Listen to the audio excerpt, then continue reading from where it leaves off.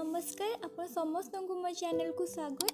आज मु मो अनुसार कलरा चढ़चढ़ी बनवा को जाऊँगी, तो आपण मैंने वीडियो को फुल देखंतु और एंजॉय करंतु।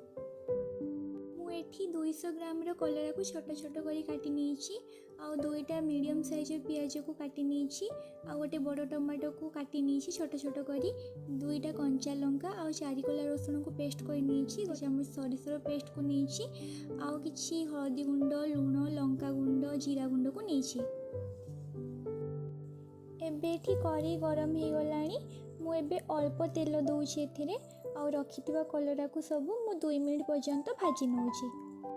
जेनेराली बहुत लोगों को कलरा खाइबा को भल लगी न थाए, बट एटा थरे तैयारी करिकी खांतु निहाती भल लागिबो। कलरार पिता अंश को कमेबा पाई ही मु फास्ट कलरा को भाजी नौची।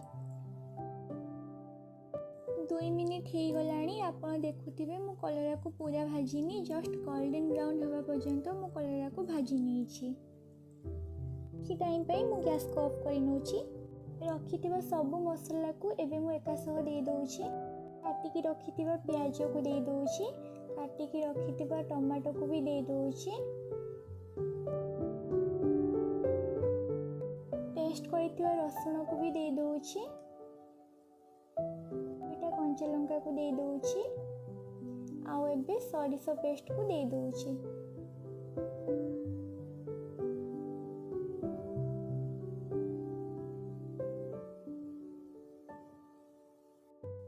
हाफ चामच जीरा गुंड, स्वाद अनुसार लुण, आउ हाफ चम्मच लंका गुंड, हाफ चम्मच हलदी गुंड को देकी एथिरे मु 2 कप पानी दे दोछि।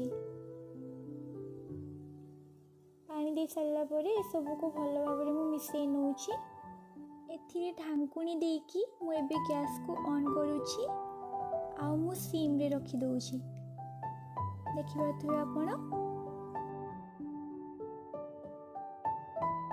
मुझे चेक कर नौची, आपण भी चेक करिवे। एटा को पानी न मरिबा पर्यंत आपण चेक करिवे, आ मझिरे मझिरे एमती मिसई दउथिबे।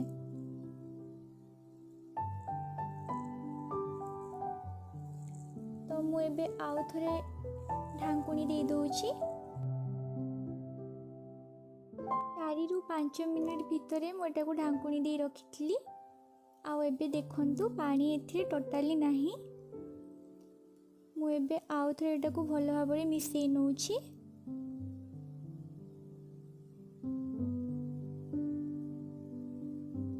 आउ 1 मिनिट पर्यंत मु एटा को एमती कुक कर नेबी।